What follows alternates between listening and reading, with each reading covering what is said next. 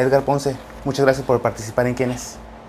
Gracias a ustedes por darnos la oportunidad de que la gente conozca la otra parte de quien sale a cuadro. ¿Quién es Edgar Ponce?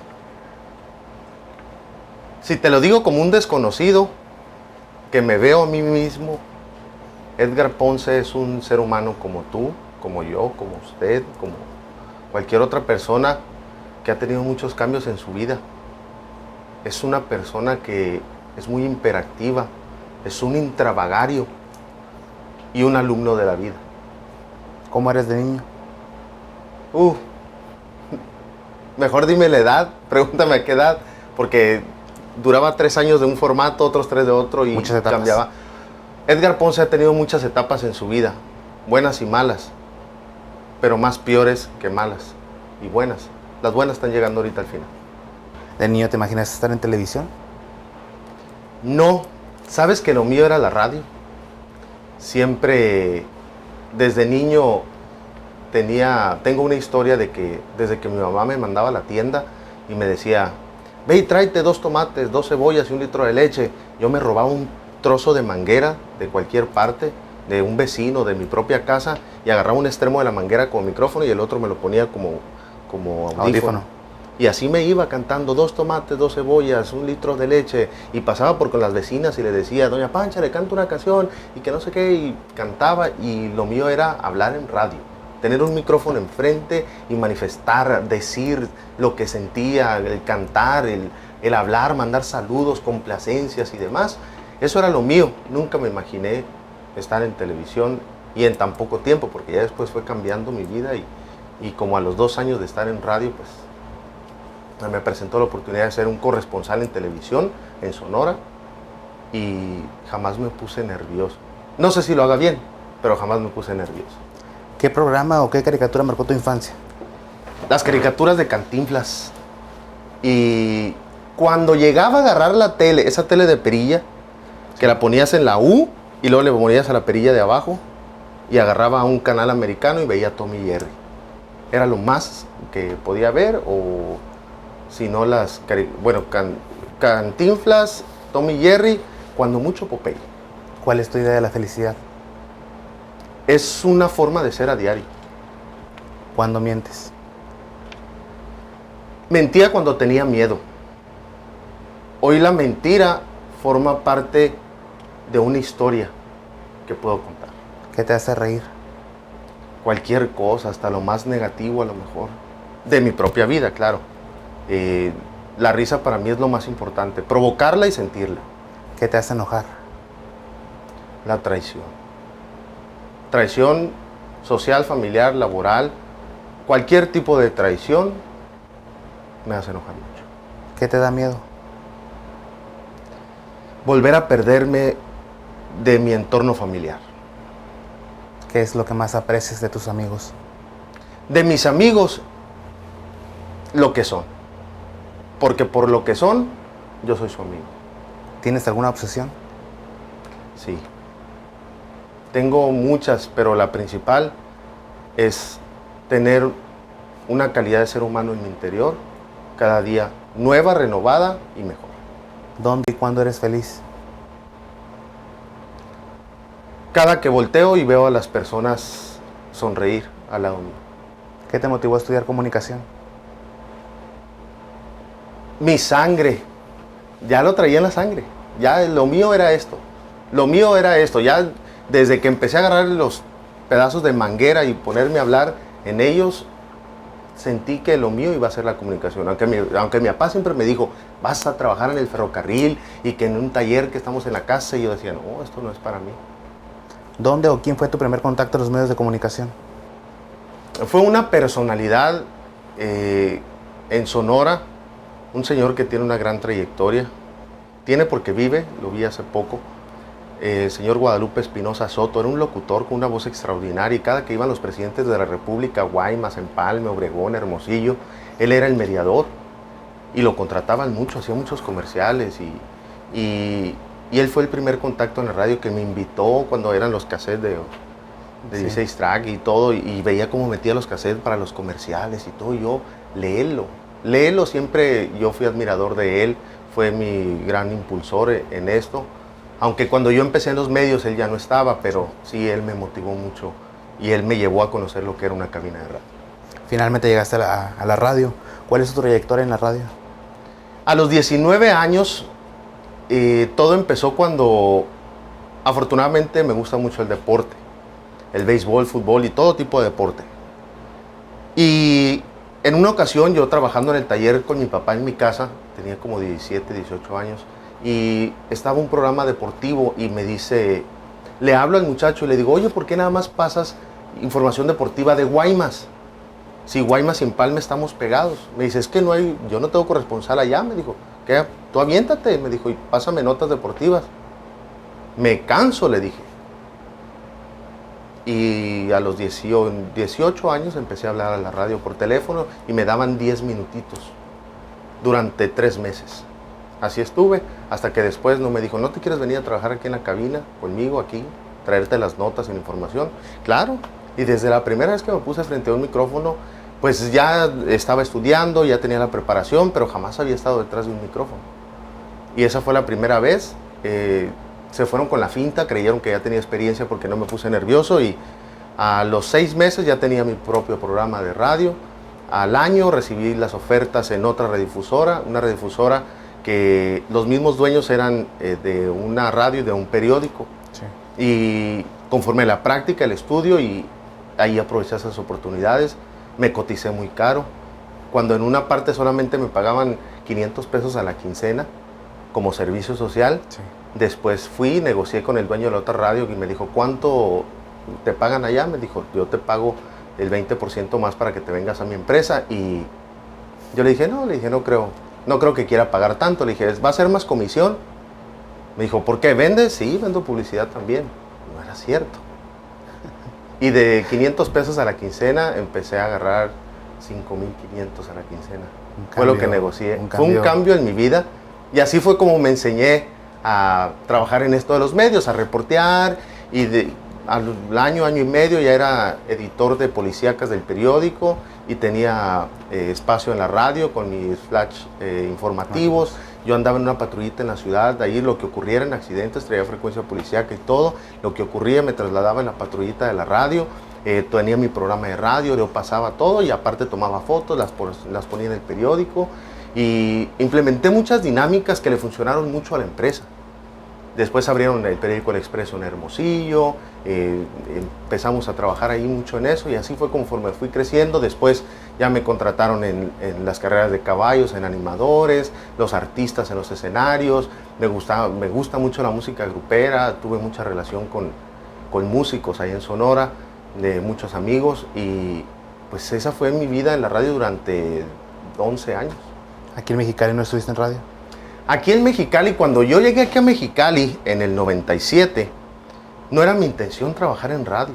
Ya venía para retirarme por situaciones que me habían pasado en el periodismo en Hermosillo, allá en Sonora. Y mi familia me dijo, ya detén todo eso, ya dedícate a otra cosa. Y cuando vine a Mexicali, escuché un programa de radio en MBS y era el personaje de La Maruja. Y empecé a escuchar y a sintonizar otras radios y la gente de qué locutor hablaba más y hablaban mucho de ese personaje. Y una vez que estaba haciendo un casting, pues esto se trae en la sangre y tú sabes, nunca lo puedes dejar. En eso dije, yo voy a ese casting. Y fui y en cuanto hablé con Omar Landa, ya no hizo el casting. Me dijo, tú te quedas conmigo. Y sí, me quedé a trabajar en MBS. Duré como 6 meses, 8 meses trabajando en el programa del show de La Maruja en la radio y como a los 6 meses Carlos Brizuela y David Camacho en MBS me dieron mi propio programa de radio de 7 a 8 de la noche junto con César Gablán el Cuchicuchi. Hicimos un programa de radio y pues se quedó el show del Cuchicuchi y se quedó. Yo tuve que trascender, emigré a Canal 66 con el programa de tele precisamente de La Maruja. Después presenté mis proyectos a Rosy Gaona, al señor Cavada, agradecidísimo de por vida. Me dieron la oportunidad de trabajar en Canal 66 de todo, aprendí a hacer de todo en Canal 66, tuve mi oportunidad del noticiero y pues a resumidas cuentas, hay 1000 historias entre cada paso que te acabo de contar, pero esa es mi vida en la trascendencia desde que llegué de Sonora a Mexicali. Cuando llegas a Mexicali, ¿ya existía tu apodo o tu personaje de Fachas? No, eso fue lo más curioso, que cuando llegué y me presenté con Omar Landa, me dijo, dame 5 nombres de los que te pueda poner como apodo. Y me dijo, ¿y me los traes mañana? No, le dije, ya los tengo. De hecho, en Empalme, Sonora, de donde soy originario, pues allá trascendía todo eso y me ponían 1000 apodos. Era el Mancito, el Cenámbulo, porque comía mucho, el Ambrosio, le decían a mi hermano también, el Fachas, porque yo trabajaba en un taller y también trabajaba en la radio. En las mañanas me ponía un overol y andaba en los motores de los carros, soy técnico en radiadores también. Y pues la gente, mira, el Fachas, y el Fachas, y el Fachas. Y así sucesivamente me dijo, sé que el personaje del Fachas. Pero aquí lo cambiamos, para ya no parecerme un mofles, pues ya lo cambiamos. El Fachas siempre quería ser llamativo en su vestimenta, pues llamar la atención siempre. Traía un chalequito brilloso, una camiseta de fondo, el pantalón, un peinado pues muy relambido. Sí. Y quería ser chistoso, que no tenía nada de chistoso. Mencionabas que después del programa de La Maruja te quedas en Canal 66 haciendo diversas funciones, pero ¿cómo te quedas con el espacio de Contacto Matutino? Ahí Norma Bustamante y Francisco Javier García me dieron un espacio, primero que nada, como un personaje que yo hacía en Hermosillo, Sonora, que era Don Chele. Don Chele era era porque ya lo enterré un poco, un viejito, un señor ya mayor que andaba en baica, en bicicleta, pues, sí. Y le decíamos la baica, y el señor andaba en baica para todos lados, y era un crítico de la política y de los personajes. Y siempre hablaba. Recuerdo mucho que ahí fue como conocí muy bien a Pérez Tejada, porque a Francisco Pérez Tejada, el que fue presidente municipal, porque yo le daba mucha carrilla. El Don Chele decía, este muchacho que se peina con caldo de frijoles, muy tieso el repeinado, sí, para atrás. Y eso fue lo que llamó mucho la atención, y allí fue donde lo conocí muy bien, y era un crítico, era cuando La Máquina Maravillosa de Rodolfo Valdés y demás. Pues todo eso, y siempre llegaba con un ring colgado, ¿no? De que decía, no, vengo en la baica desde el valle, nomás que La Máquina Maravillosa no es latina a los alcantarillas, o queda más alta o queda más baja, sí, pero jamás pareja, decía el viejo, ¿no? Y era el personaje, y siempre me daban mi espacio, y así sucesivamente. Norma Bustamante, desde que empecé a trabajar en las mañanas en Canal 66, ha sido una gran maestra, una gran compañera, un extraordinario ser humano, la que me ha regañado más que mi propia madre, pero gracias a ella ya 5 años en Canal 66. En tu trayectoria como locutor, ahora en televisión, ¿cuál ha sido el personaje o artista que más se te ha dificultado de entrevistar? Híjole, tenía miedo que me hicieras esa pregunta, porque mi peor pesadilla fue Polo Polo, en radio. ¿Qué pueden decir? ¿Polo Polo?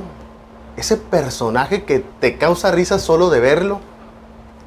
Pues sí, pero un Polo Polo en una entrevista en radio, donde no tiene ningún semblante hacia nadie, sí, se para ante ti y lo primero que me dijo fue, hola.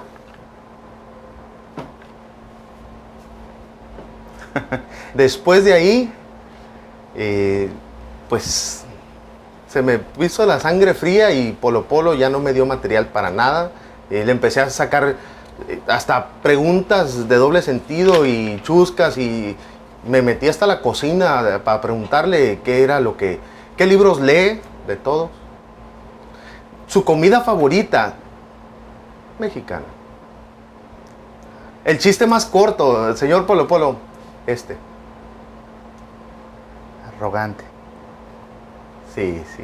Yo volteaba a ver a David Camacho y decía, debut y despedida. Pero no, después de eso fue lo más chusco que me pudo pasar en radio. Ya después se rieron de mí. ¿Los comunicadores están informados todo el día?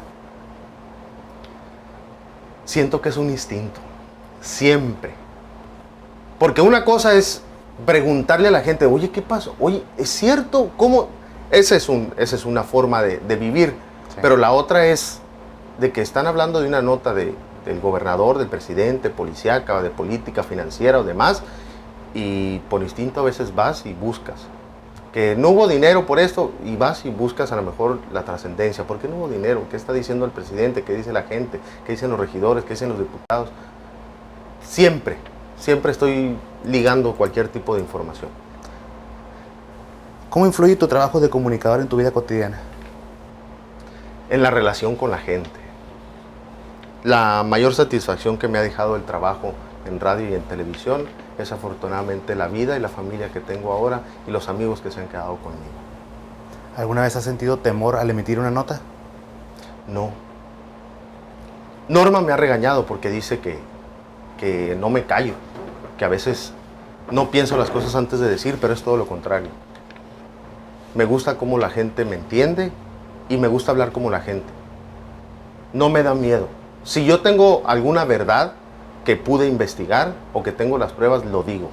Sí. Sea de política, de narcotráfico, de lo que sea. Sé enfrentar las consecuencias. No soy muy macho, no soy que digas claro. Qué bárbaro, ni me defiendo, ni uy, traigo mis guaruras. No, pero me gusta que la gente esté enterada, que nadie se burle de la gente. Y desde que llegué a los medios, ese fue mi propósito. Siempre me lo inculcaron. O sea, no cuentes mentiras. Claro. O sea, o no improvises con cosas que no son sustentables. Dilo que la gente te entienda, porque no me gustan los discursos políticos. Por eso la reforma económica que impacta directamente las arcas económicas del ayuntamiento prevalecen dentro del entorno social en una forma... La gente no te entiende.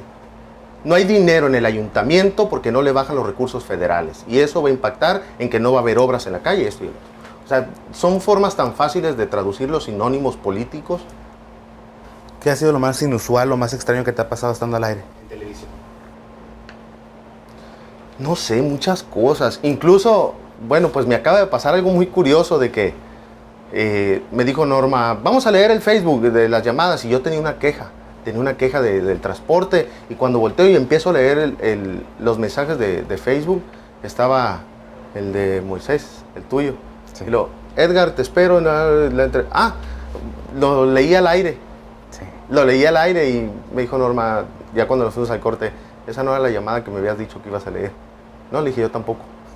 Fue algo improvisado y le tuve que mandar saludos aquí a mi buen amigo Moisés, pero hay muchas cosas, muchas anécdotas. Una vez le hice una broma a un técnico de audio en un escenario, en pleno concierto en Hermosillo, que listo, sí, probamos el micro y todo, y me dijo, tú vas a presentar este gran bailazo en Sonora, donde hubo un agarrón de grupos famosísimos en Sonora. Y el estadio Héctor Espino en Hermosillo había más de 60,000 personas.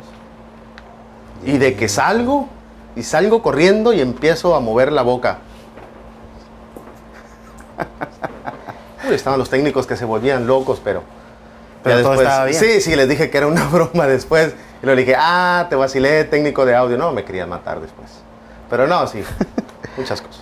Menudo, con pata de puerco o res. Eso fue una historia que ya tiene 4 años. De que estábamos en unas fechas navideñas, Norma Bustamante y un servidor, a las 6 de la mañana. Empezamos todavía a las 6 de la mañana. Y llevábamos medio noticiero y la gente no hablaba. Era un 24 de diciembre. Y la gente no hablaba. Le dije, Norma, ahorita voy a hacer que la gente me hable. ¿Qué me va a decir? Casi siempre planeamos la controversia. Sí. No, le dije, no le voy a decir. Entonces no lo digas, me dijo. Si no me preparas, no me preguntes nada. No quiero que salgamos. Sí, no, o sea, salir de pleito. A veces con una mirada, o lo que no se ve abajo del escritorio son las patadas. Pero todas esas claves las tenemos bien identificadas, Norma y yo. Aunque me dijo que no lo dijera, ¿no? Y resulta que ya cuando regresamos, le dije, entramos en el segmento y le gané el tirón a Norma y entré yo primero. Gracias por continuar con nosotros en la señal de Canal 66. Espero que usted ya tenga la pata de puerco descongelada para preparar ese rico menudo. No, hombre, no terminaba de decir cuando volteé a Norma. ¿Cómo que pata de puerco, compañero? Me dijo. No, me dijo, el menudo va con pata de res. Claro que no, le dije. El menudo va con pata de puerco. Yo lo he probado con pata de puerco. Sabemos que es algo no muy común Hay gente que lo ha hecho, ni modo, nos invitaron y me hablaron. Bueno, nos hablaron por teléfono y nos dijeron, yo los invito a comer menudo con pata de puerco. Claro, es un proceso más minucioso que se le tiene que quitar más la mantequita. Bueno, después hablamos de receta, pero de cocina. Y resulta que fue una controversia y Norma, pero ¿cómo está usted loco? Me dijo, la pata de puerco no se puede meter al menudo porque se llena de grasa y que no sé qué, y que se desbarata, que el grano. No, le dije, usted opine. No, hombre, la gente se desbordó hablando y ha sido un tema de 4 años donde la gente en las calles todavía nos dice, Edgar, estás loco. El menudo va con pata de res. Yo no dije que no. Yo solo les dije que yo lo he probado con pata de puerco. Y hubo gente que nos habló y en la calle nos gritaba. Y nos dice todavía gente que yo he probado el menudo con pata de puerco. Bueno, Edgar, tengo aquí 5 palabras o 5 nombres para ¿De bote quiénes? pronto. Bueno. Te los voy a mencionar y me dices lo primero que se te venga a la mente. El primero, Omar Landa. Mi hermano. Marina. Mi vida. Deporte. Rutina diaria que debe de prevalecer en todos. Noticias. Forma de vida. Edgar Ponce. Un ser humano extraordinario. Edgar, por último, ¿algún mensaje para nuestros seguidores? Por último, me habías dicho 2 horas. Pero bueno.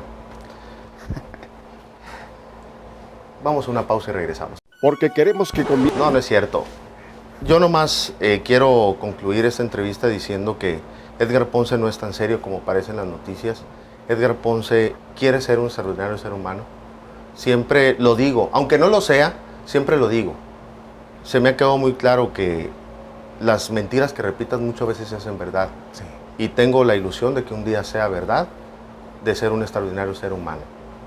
Y eso no lo quiero decir yo después. Ya cuando llegue a mi vejez, quiero que la gente que me rodea diga que soy un extraordinario ser humano y quiero seguir sirviendo a mi gente. Quiero informar y estar en contacto con la gente se realice como un hobby siempre. Quiero que toda la gente sea feliz. Por eso hago oración en las mañanas y en las noches. Tengo una familia extraordinaria. Tengo una forma de vivir que me ha hecho reflexionar muchísimo y sí quiero decirle a la gente que el ser feliz no es un estado de ánimo, el ser feliz es una decisión y que yo trato de hacerlo todos los días porque tengo personas muy importantes en mi vida, simplemente son unos seres humanos que todos nos merecemos ese respeto y ese amor propio, pero hay algo que se llama heteroestima, que es el amor al uno mismo, pero de verdad amas a la otra persona como a ti mismo, llegas a respetarla de esa forma. Esos son lemas que trato de impartir todos los días en mi vida y quisiera que a la gente se le quedara muy claro eso. Sí. Siempre es muy importante para mí ser buen amigo. Siempre trato de ser chistoso, hacer reír a la gente, que a veces se le nota en el semblante que tiene mucho que no se ríe. Dejar siempre una buena impresión. Esto lo aprendí desde que fui a la Sierra Tarahumara. Fue una experiencia única que viví al lado de mi esposa y que ahora mis 6 hijos quisiera que lo vivieran junto conmigo y trato de inculcarlos todos los días, aunque a veces no puedo estar con ellos a diario porque hay unos que están en Sonora, mis hijas que están en Caléxico y es muy importante para mí ser y reflejar con realidad y con amor ese ser humano que quiero ser para toda la vida al lado de las personas que me rodeen y para usted. Cualquier ser humano que tenga algo que aportar o algo provechoso para un servidor, siempre va a ser bienvenido. De mi parte siempre habrá una sonrisa para todo mundo, quien sean y como sean. Algo que le aprendí también a Omar Landa fue eso. Las personas, valóralas por quienes son. Sí. Simple y sencillamente. Es un ser humano y soy muy humanista en eso. Soy muy sentimental, pero sí, los mensajes siempre al final son ríete. Ríete de todo lo que puedas. Porque para llorar cualquier persona, cualquier inútil te puede hacer llorar. Con cualquier comentario o con cualquier actitud. Pero para reír solamente tú. Claro, tiene que ser sincero. La sinceridad, al igual que la sonrisa y el amor, salen del alma. Así es. Edgar, muchísimas gracias por tu tiempo. Gracias a ti, me prometiste más tiempo, pero después consigo patrocinadores. para extender este tiempo y gracias a ti, a este espacio de verdad tan importante que ya me estaba sintiendo mal porque veía muchos compañeros míos y a mí no me habías hablado. Ahí vamos, poco a poco con la agenda. Sí, mira, algo por último ya que quiero agregar es gracias a Canal 66, gracias a mi familia, gracias a mis hijos, a mi esposa, gracias a Dios por estas oportunidades de convivir con personas como tú, como ustedes. Gracias. Y le doy gracias también a Canal 66 porque cuando llegué con una ilusión de trabajar a Canal 66 me quedé con la actitud de servir. Ya no con las ganas de trabajar, sino con la actitud de servir. Gracias a usted. Gracias.